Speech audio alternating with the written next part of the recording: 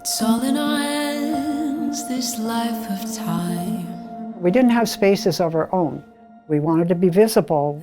We wanted a rightful space of authority. And this is when, we started to fight for our rights. If I didn't have a safe queer space to go to, I don't know where I would be right now. No one had ever said, there are places for you to occupy space. We want to hear your story. We want you to be part of this. I think Rainbow completely changed the trajectory of my life. I'm very proud of the fact that I think we really embrace diversity in our city. I think we have committed as a city to being a place of caring and kindness.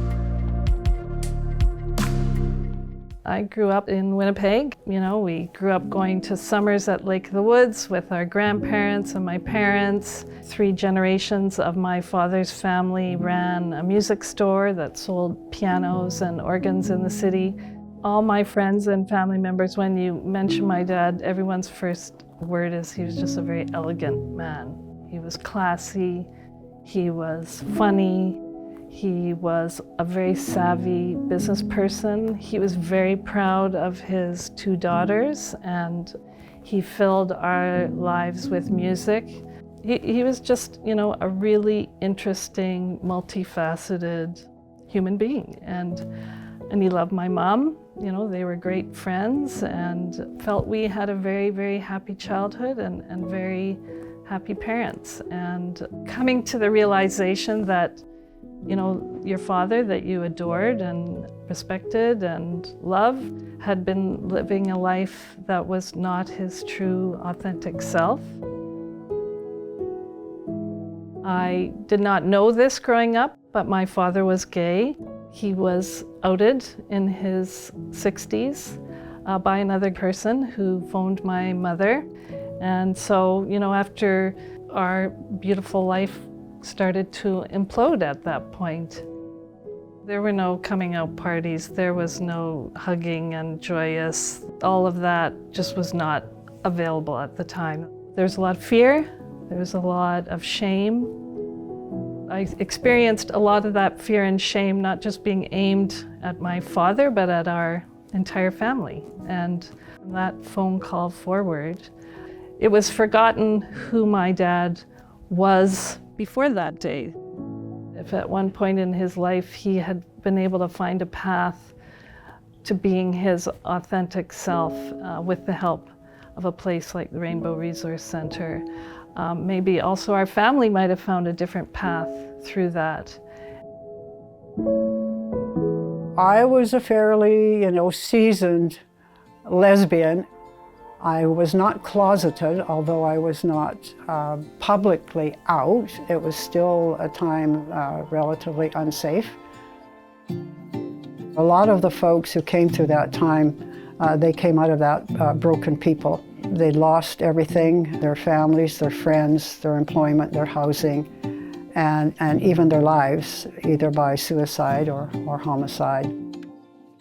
This was the climate of fear and a hatred that I grew up in as a lesbian without any way to understand what it was or how to name it and how to navigate through it. There were no entry routes to any kind of information, no drop-in centers, no crisis lines, no flags. There was nobody that you felt safe to talk to. And so mostly I'd have to say I survived through that as well as others by the ass of our pants, There was the beginning of a new, younger generation of socially and political activists.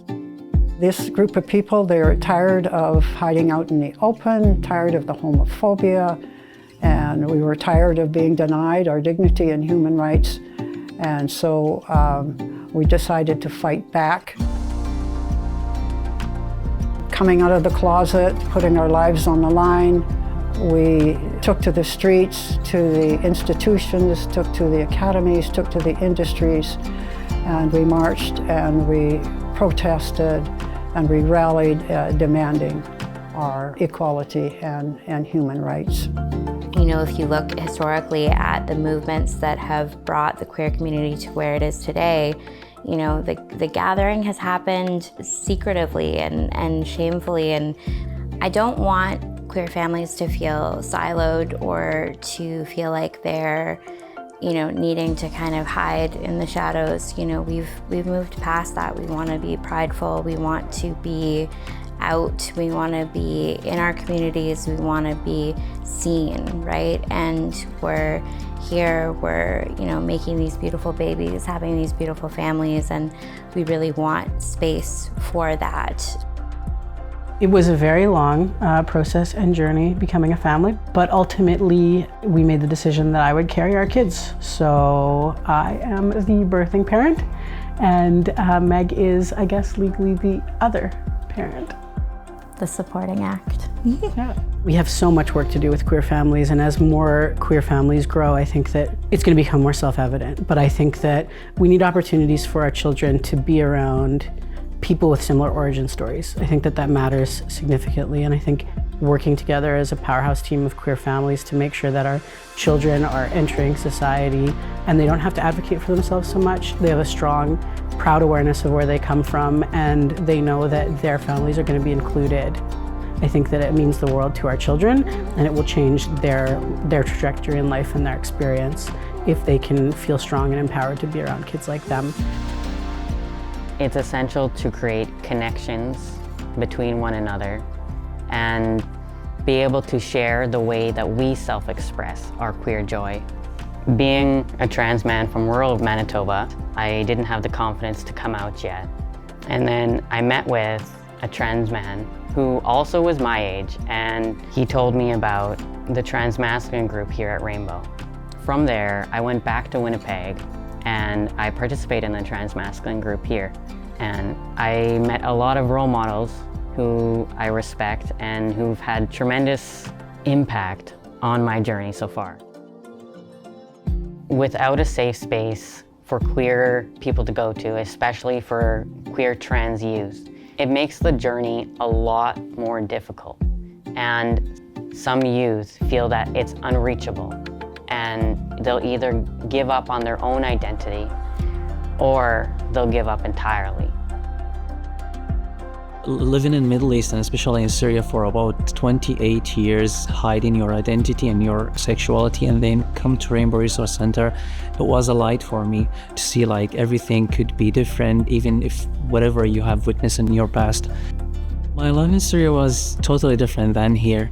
Studied medicine, but I was like hiding my identity as a queer. It was dark. You always hide everything about everyone. Until the second year of university, I was like physically assaulted, and I don't like to call him my father, but he was always like doing horrible things. I looked for Rainbow Resource Center when I was in Syria, so I was just like, I'm going to Winnipeg. Come such a long way, just in 40 years, but in some ways, we really haven't come that far. And I really think that this project, Place of Pride, really represents a step forward into the future for many people today. It's probably the first place that they speak the truth out loud. You know, I know what it's like to feel that you can't say it, how people can't move ahead. You're not really living your real life. The importance of this center is huge. Up from the shadows and out on Broadway. This aging population of us have earned the right now to live out the rest of our lives without fear and with dignity. I think Rainbow completely changed the trajectory of my life. I think that I'd never been around so many queer folks doing awesome things, really changed the way that I saw what my future would look like. I'm okay the way that I am, and there are other people who understand, and there's other people I can vent to and give my frustrations to, so I don't keep it inside myself. I belong to something. I have a role in life. You can heal from what's happened, and you can find opportunities here. Having a proud space with windows at the front and open to the community at large is important in what it represents, in where the community is today. And I think that people are going to live much fuller, better lives as a result. It's our right to be safe. It's our right to be happy. And you have to keep moving forward. And I know that we'll do that.